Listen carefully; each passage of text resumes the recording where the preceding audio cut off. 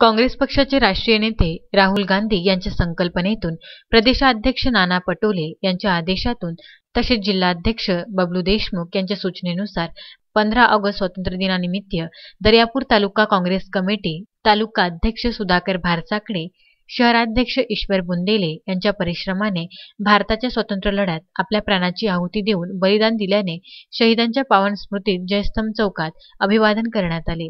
त्यानंतर जयस्तंभ चौक ते महात्मा गांधी चौकापर्यंत भव्य मशाल यात्रेचे आयोजन करण्यात आले होते।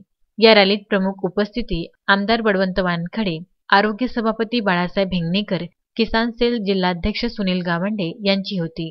सर्व काँग्रेस जनांचा उत्साह खरोखरच वाखाणण्याजोगता होता। 15 ऑगस्ट 1947 रोजी स्वातंत्र्य मिळेपर्यंत स्वातंत्र्य सैनिकांनी क्रांतीची मशाल तेवत ठेवली। आज या स्वातंत्र्य दिनानिमित्त जयस्तंभ चौक दर्यापूर येथून मशाल रॅली काढण्यात आली। या कार्यक्रमाला प्रामुख्याने ॲडव्होकेट अभिजित देवके, प्राध्यापक दिवाकर देशमुख, प्रभाकर तराळ, अल्पसंख्याक प्रमुख रफिक सय्यद, दिलीप गावंडे, सुरेंद्र कडू, विनोद पवार, दत्ता पाटील, काँग्रेस पक्षाचे सर्व पदाधिकारी नेते यांनी उपस्थित होऊन सहभाग घेतला। या ऐतिहासिक दिनी देशाच्या स्वातंत्र्यासाठी प्राणाचे आणि सर्वस्वाचे बलिदान दिलेल्या सर्व स्वातंत्र्य सैनिकांना विनम्र अभिवादन करण्यात आले। श्रद्धा मस्के, विदर्भ न्यूज, दर्यापूर।